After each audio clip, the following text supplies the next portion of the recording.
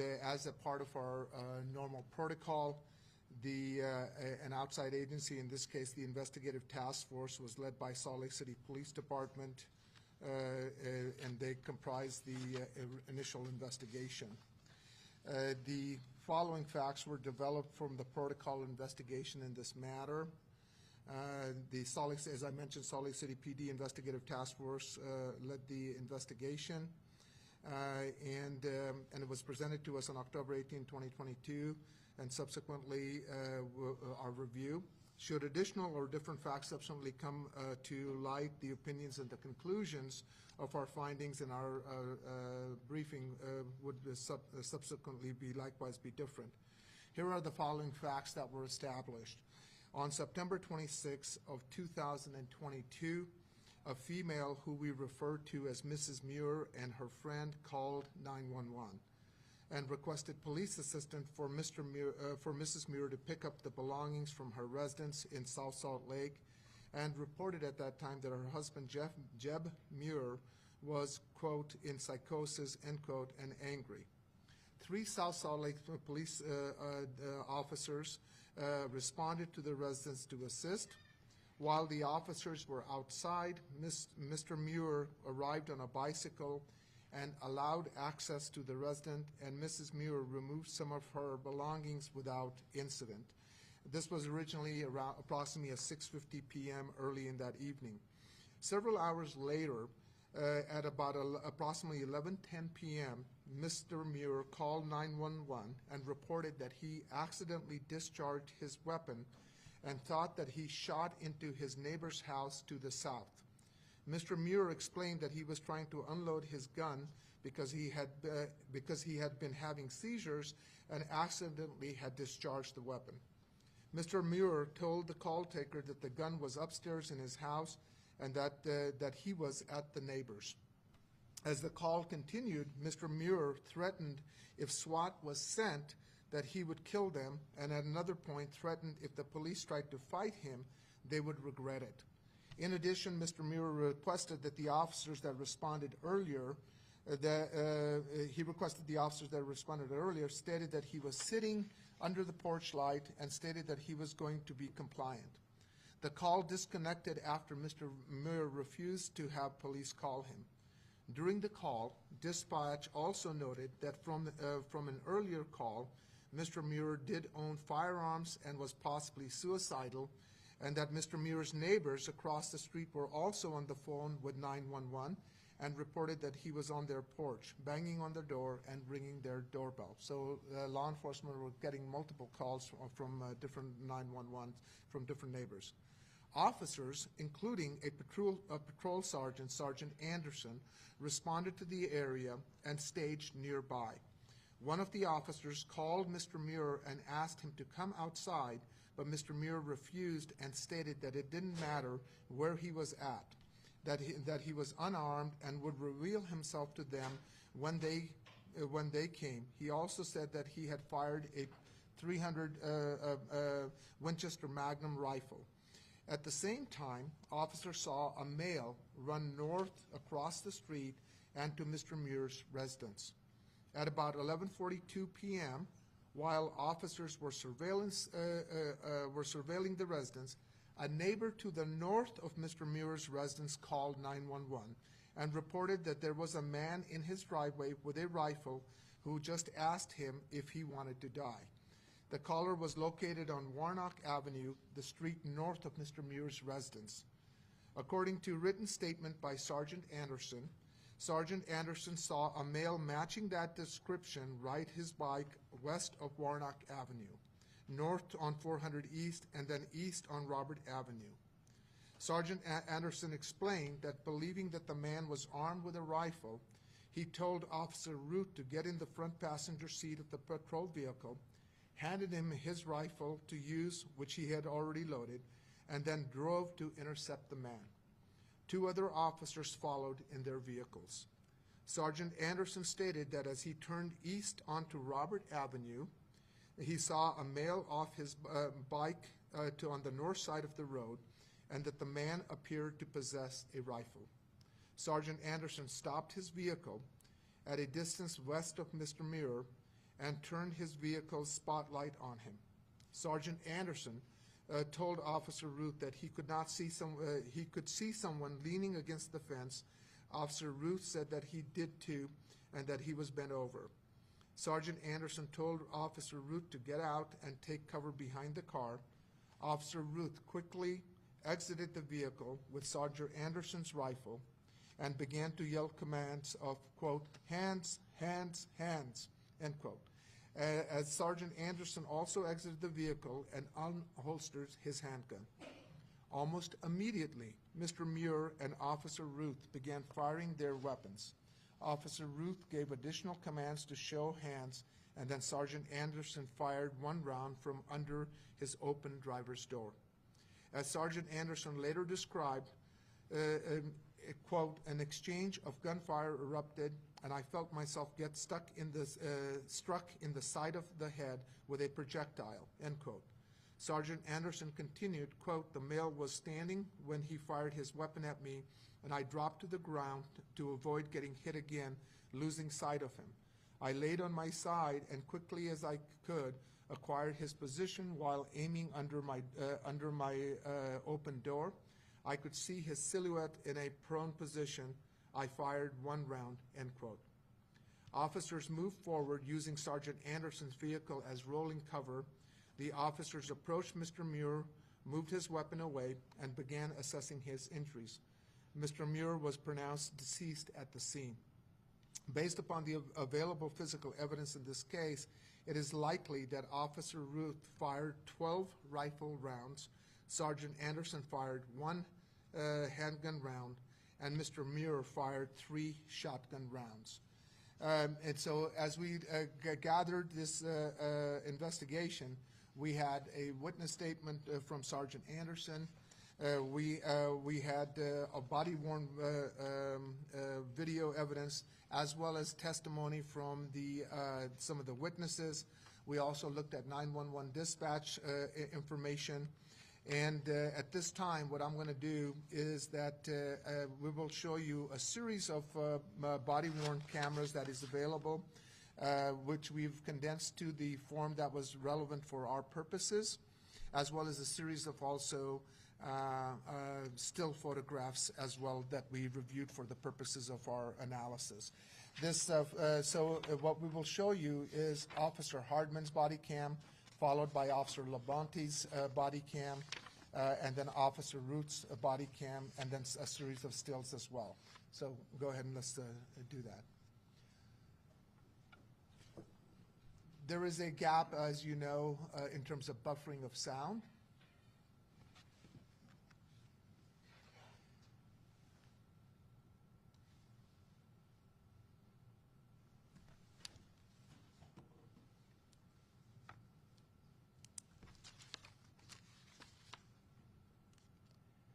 That is the fence line to the left.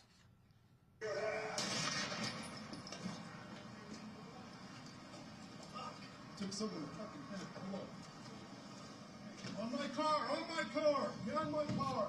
That is. Moving. That is. Get on my car!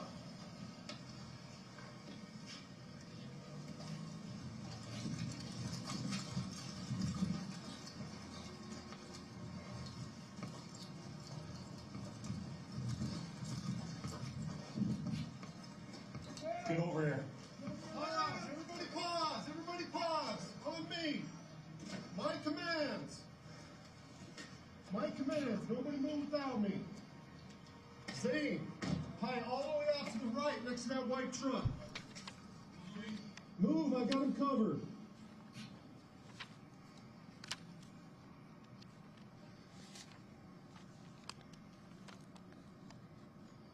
Got him covered?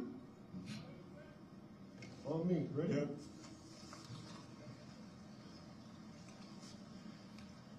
Come all the way down before the freeway. And that is Mr. Muir on the left side. Grab the gun. Go. Move up.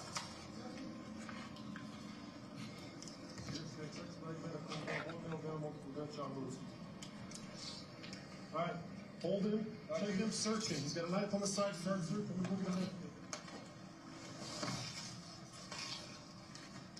And they also take a knife off of him, as well as removing the shotgun.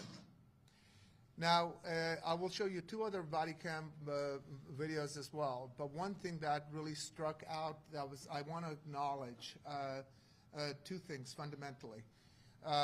One is really very appreciative of Sergeant Anderson's statement, because that helps us provide a good context, as well as to explain exactly what he was feeling and how the issues transpired.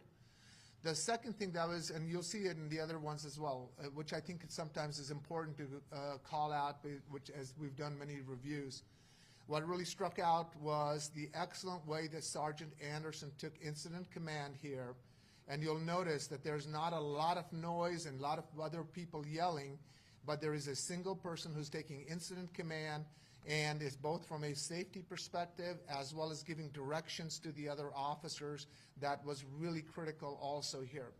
The other thing that was important that we took away from Sergeant Anderson's statement was that he also communicated to us that as they were responding, and he was aware, and they had tried to make contact, that he consciously and deliberately positioned himself away from the suspect that he had identified, because he was concerned that he may be armed, and therefore wanted to take the precautionary measures to safeguard the other officers that were under his command, and also to keep the safe distance. And I again want to point that out, because sometimes we have a tendency to get right up there, and it creates another exigency. And it is really important to isolate some of the great thoughtful sort of decision makings that Sergeant Anderson was exercising and demonstrates here as this very dynamic incident unfolded. So I just wanted to take a second to mention that. So now at this time, we will go down to the second body cam video, which is Officer Labante's body cam video.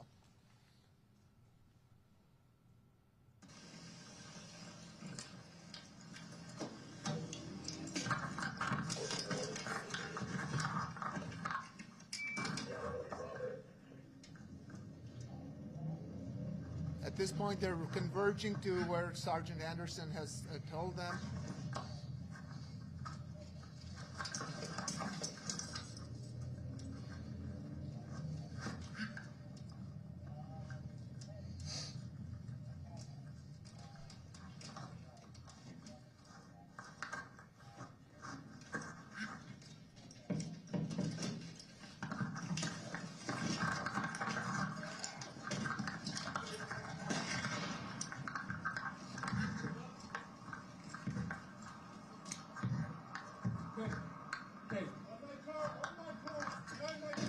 Sergeant Anderson giving commands. They use the car as rolling cover.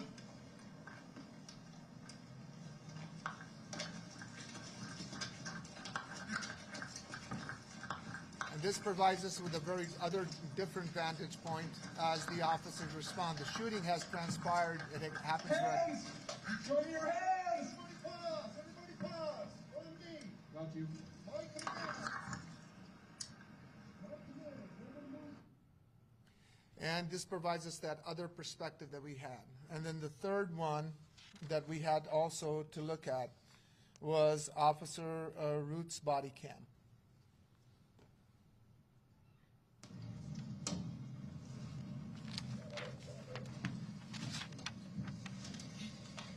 He's in the passenger seat.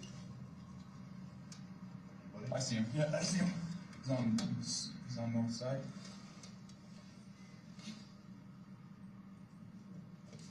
I see someone lean up against the fence. Yep, I do too. Bent over. Get out. Take cover against the car. Hands! Hands! Hands! Hands! Show me your hands! Show me your hands! Okay, we can move up. Okay. Okay. On my car! On my car! Behind my car! And that's Officer Labonte on the right.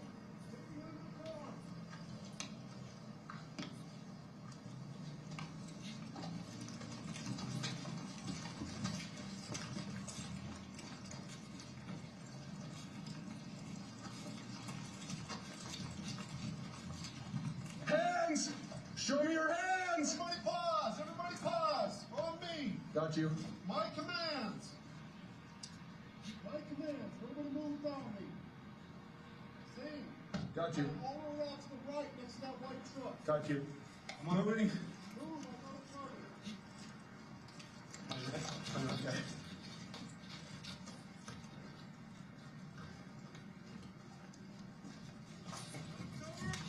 Got the set.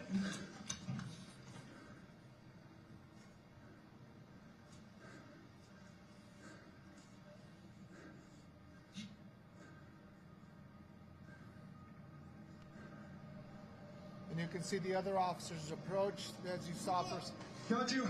and they removed the shotgun.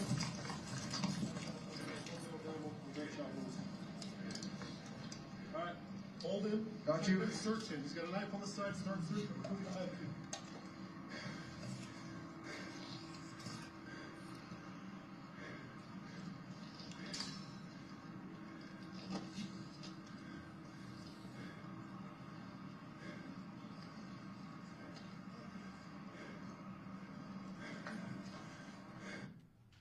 So these were the different vantage points that we had when we reviewed both all the evidence that we had there.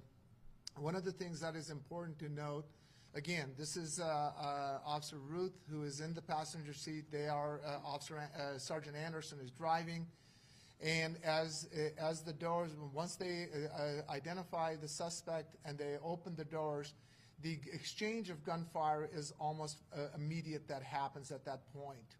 That last shot that you hear is that Officer Anderson has dropped down. He's rolled underneath the open door, and he fires the last shot. So now at this point, again, I just want to again emphasize, as I was saying earlier, you can hear Sergeant Anderson, but even in this video, you can see that Sergeant Anderson is approaching this very cautiously. Even as they approach, he gives the appropriate commands to provide cover, and that he was providing that very thoughtful approach to this. And again, I just wanted to point that out, which is sometimes you don't see in these kind of scenarios, and I just wanted to set that aside. Now, I'm going to show you at this point just a couple of stills that were also recovered. Go ahead in the first one. This one is important because Sergeant Anderson, as you can see right here, there's some blood there. There was some injury that he took. That was from the time that when he steps out, that is the result of gunfire pellet that comes and actually grazes his head. And he actually says he can feel it coming through by him, and that shows the proximity. But it also shows his wisdom in having put that distance that he did at that time, because it'll become apparent here. The weapon that was identified was a shotgun that was there, that was recovered. So as the officers approach, they take that away. Remember, as I mentioned to you earlier, that we had a 911 call from a neighbor who had talked as they were on scene, trying to engage Mr. Muir, trying to talk to him on the phone. A neighbor had called and talked about that he had been threatened with what he perceived to be a rifle, he said, but it was this shotgun that was pointed that he's talking about. Go ahead. This is the other thing that's important. That is that what you'll see here are right here, and right here, which are expended shotgun cartridges. Leads us to believe that Mr. Muir was able to get 3 shots off at that time at the officers when that initial gunfire exchange begins. So go to the next one. This is important because this was something that was recovered. This is the pellet markings that were also found as part of our investigations on the police cars and the markings that were there. And there's another picture here, which on this you can see which were spread out in terms of the fire that the officers received. So as we looked at the totality of all the information and as we went through it, our conclusion was that Sergeant Anderson and Officer Ruth's apparent decision to use deadly force would likely be supportive, finding that they reasonably believed deadly force was necessary to prevent death or serious bodily injuries to themselves or to others. and thus we believe that the affirmative defense of, legal defensive justifications are satisfied, and that we would decline to file any criminal charges. But before I conclude and take any questions from you, I just also want to take a second that prior to our press conference, our team and I had the opportunity to meet with the family members of Mr. Muir, his parents, his wife, and a family friend who were there. And it was very important, and you can understand any loss of life that is tragic in our community. But I think it is very important also that they wanted me to communicate a couple of things to everybody in anticipation of this press conference. They wanted to communicate that this is not who their son, Jeb, was, that this was his mental illness and the psychosis and the struggle that he was with. And it was really important for them to say that and communicate that. The other thing that they wanted to also emphasize and had asked me to communicate is that they really want all law enforcement to get as much better training as they can in dealing with folks who are suffering through mental health issues. And they also were very concerned, and they wanted me to share was that their frustration was that for families like themselves, trying to access mental health services and getting mental health support for their loved ones was a frustrating task for them. And they wanted me to take the opportunity to communicate to the rest of them for the behalf of the family that they really they struggled as a family trying to find meaningful mental health services for their son. And they wanted to share that frustration, and they wanted to implore that we have to have more services for families like them when they do recognize that as a community that we should be able to give them that access. And that's something that they felt really strongly. They had no animosity towards the officers. They understood the context of why the force was necessary, but they did want to share that there are far too many families like them in our community who have loved ones who could benefit from having access to mental health services, and they did not get those available to them, and they just wanted us to emphasize that as well. So with that, I'm happy to answer any questions that you may have.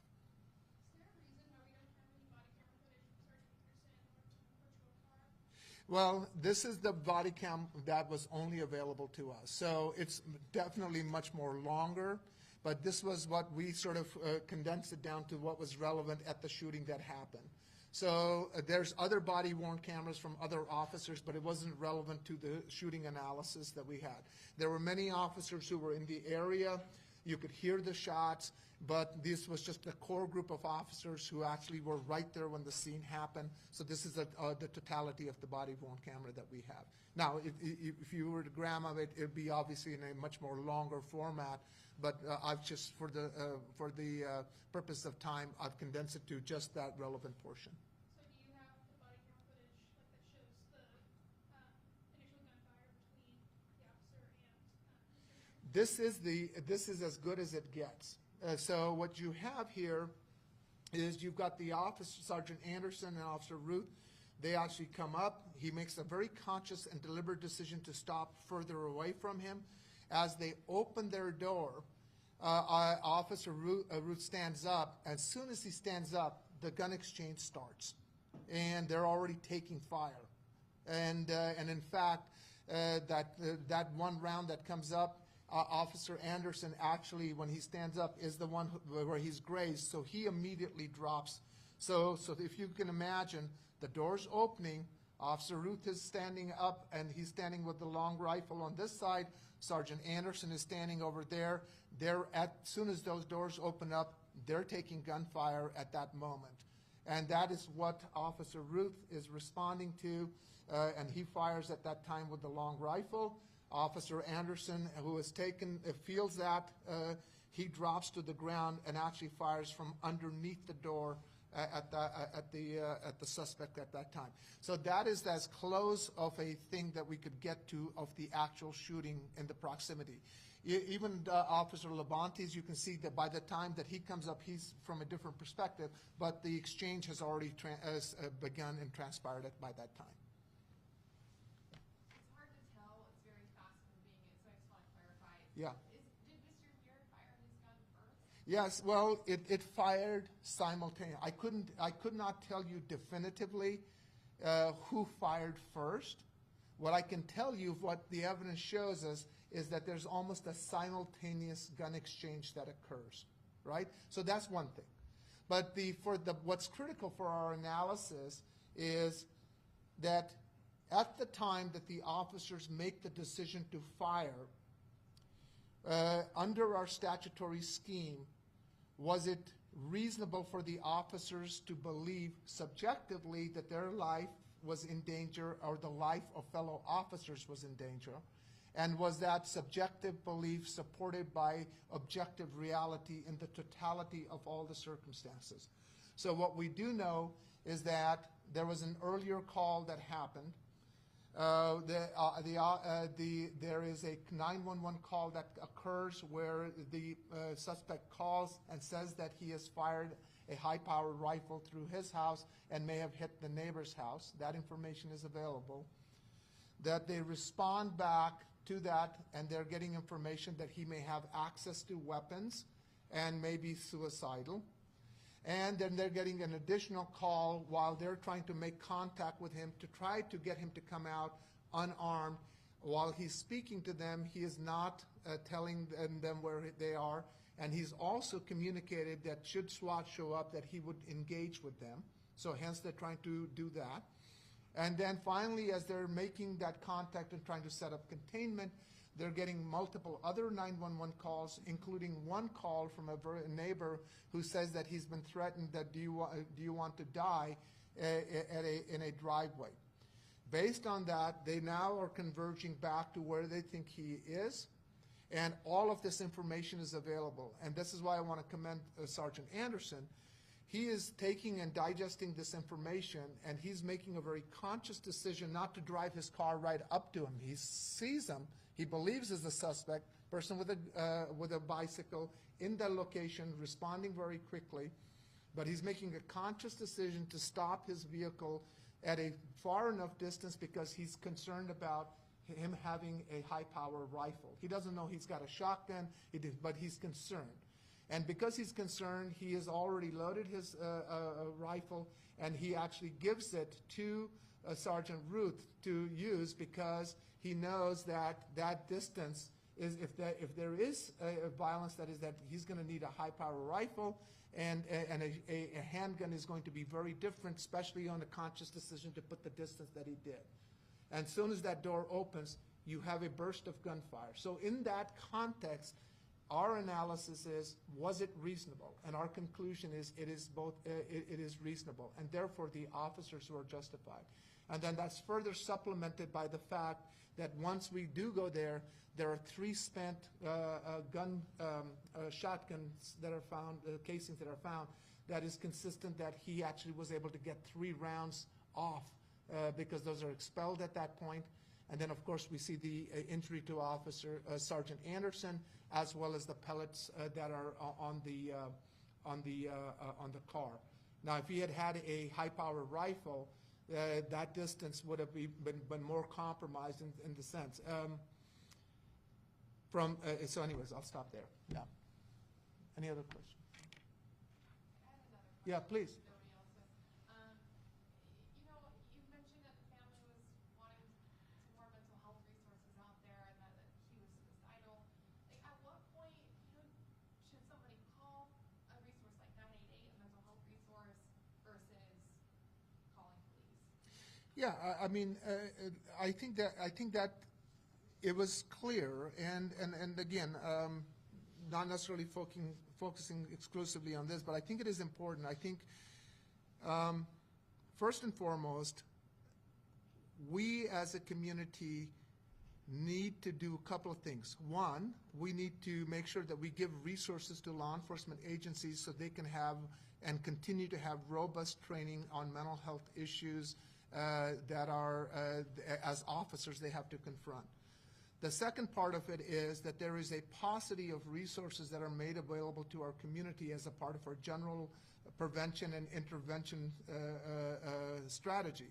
We recognize that there is a nexus of sometimes individuals who may have mental health crisis, and mental health crisis and guns are a toxic mix. But as family members who recognize that and struggle for resources, they have very few options that are available to them. The family communicated their frustration that they reached out trying to set up appointments for him, and they could not even get an appointment for him, for their son, to have access to those treatments. They could see that he was struggling, and their frustration was that there are not sufficient community-based resources that are available to families like theirs. And that is a sad, tragic commentary. They completely understood the context of the use of force, that it had excelled to the point it was. And in fact, the father said that this is it creates a dangerous situation for other officers in this kind of a scenario.